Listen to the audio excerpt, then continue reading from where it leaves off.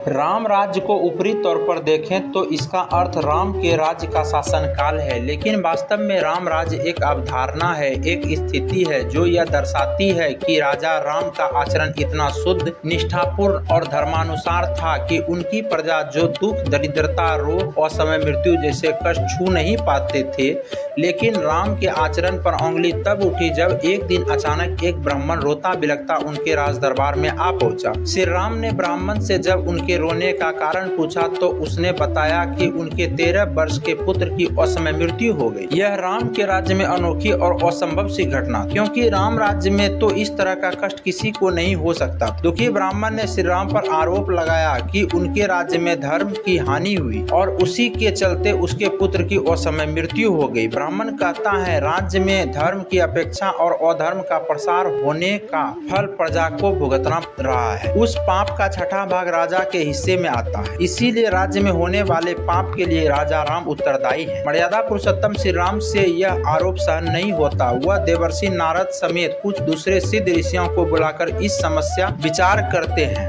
और ब्राह्मण के पुत्र की असमय मृत्यु का कारण पूछते हैं। देवर्षि नारद श्री राम को हर युग के वर्ण व्यवस्था और धर्म से उसका संबंध समझाते हुए बताते हैं कि सतयुग में केवल ब्राह्मण वर्ग तप करने का अधिकारी था। त्रेता युग में अधर्म ने अपना एक पैर धरती पर रखा तो धर्म के 3 पैर रह गए और क्षत्रियों को तपस्या का अधिकार मिल गया। नारद कहते हैं कि द्वापर में अधर्म का दूसरा पैर धरती पर आ जाएगा और धर्म के केवल 2 पैर रह जाएंगे। उस समय वैश्य को भी तप करने का अधिकारी हो जाएंगे। अंत में कलयुग में अधर्म अपने चारों पैर धरती पर रख देगा, तब शूद्र को तपस्या का अधिकार मिल जाएगा। नारद के अनुसार राम राज्य में बालक की मृत्यु यह पता चलता है कि राज्य में ऐसा कोई व्यक्ति तपस्या कर रहा है जो नियमानुसार तपस्या करने का अधिकारी नहीं है। चूंकि त्रेता में तपस्या का अधिकार केवल ब्राह्मण और क्षत्रिय को है, इसीलिए इनके अलावा कोई दूसरी व्यक्ति तपस्या करता है तो वह अधर्म माना जाएगा। उसके प्रभाव से राजा को अपशय और पाप का भागी बनना पड़ेगा। इसीलिए ऐसा अधर्म रोकने का नैतिक दायित्व राजा राम का है।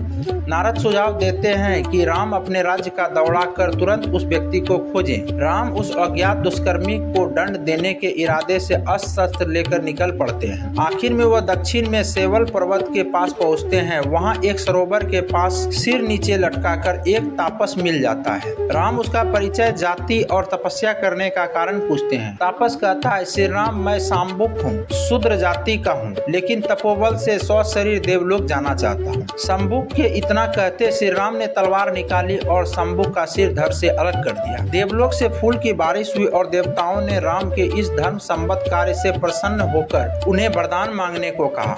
राम ने देवताओं से ब्राह्मण के पुत्र को दोबारा जीवित करने को कहा। देवताओं ने सहर्ष उसकी बात मान ली। ब्राह्मण का पुत्र जीवित हो उठा। इसके बाद लगता है देवताओं ने श्री राम के हाथों शंभुक की हत्या का पूरा समर्थन किया। शंभुक की कहानी तो यहाँ समाप्त हो जाती है, लेकिन श्री राम पर जातिगत भेदभाव का आरोप इस घटना के हजारों वर्ष बाद आज भी लगता है।